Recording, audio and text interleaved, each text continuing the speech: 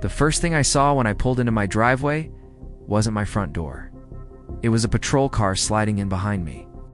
Lights off, engine running, watching. I had spent the day presiding over a constitutional rights case. I didn't know I was about to become one. My name is Patricia Warren. I'm a sitting federal judge. I've served on the bench for 9 years. Before that, I was a prosecutor. Before that, a public defender. The law has been my life's work.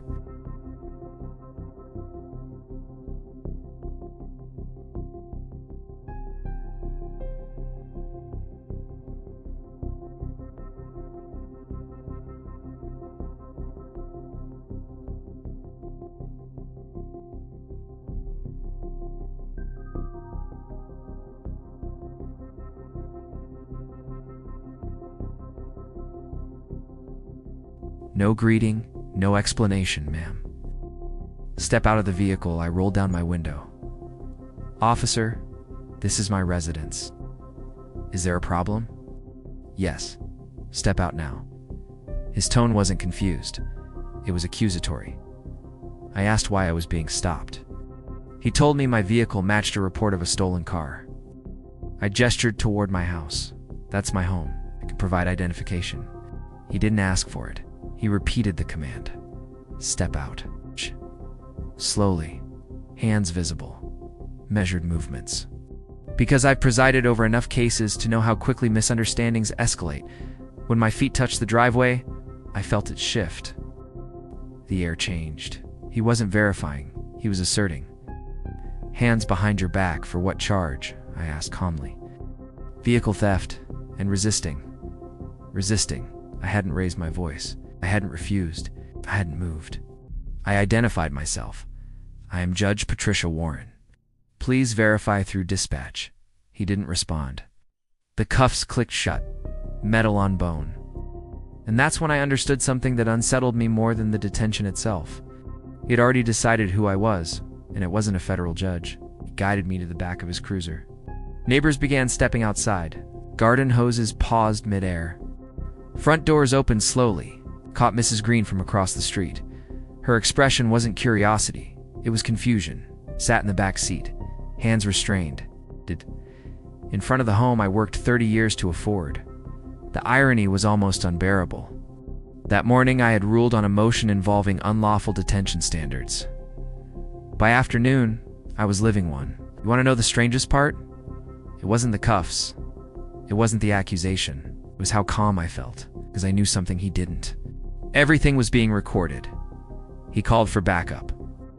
His voice over the radio was clipped, confident, almost irritated. 2 more patrol cars arrived, lights flashing now, turning my quiet street into a spectacle. An officer, later identified as Officer Elena Cruz, approached the cruiser and looked through the glass at me. I met her eyes. Please verify my identity, I said evenly. Something in her expression shifted. Recognition, or at least doubt. She returned to speak with the arresting officer. Their conversation was tense. I couldn't hear words, but I could read posture. She wasn't convinced. My neighbor, Thomas Green, approached cautiously. He's an attorney, retired.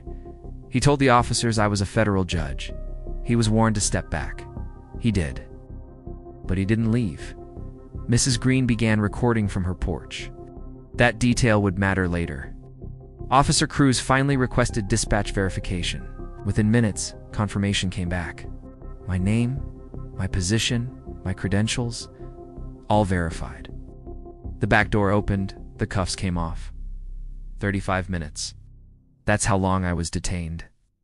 Long enough for every neighbor to see, long enough for the damage to begin. Officer Cruz apologized quietly. Professional, measured. The arresting officer did not.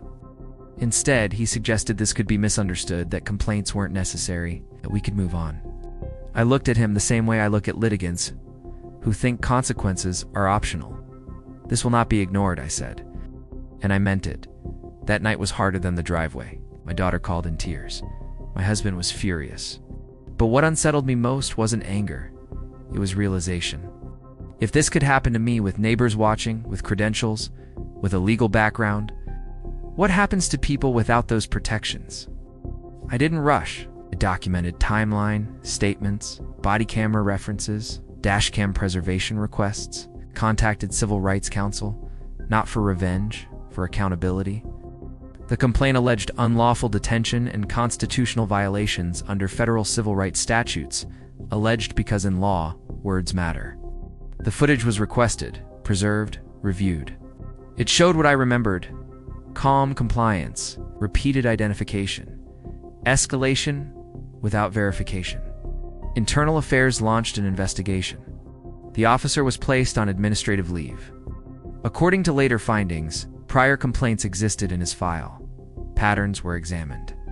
Traffic stop data was reviewed. Statistical disparities were documented in internal reports. Those findings would become part of the broader civil complaint. This wasn't about humiliation anymore. It was about systemic failure. Through legal discovery, my attorneys obtained 5 years of stop data, complaint records, supervisory review logs. The data revealed disproportionate stops in certain communities.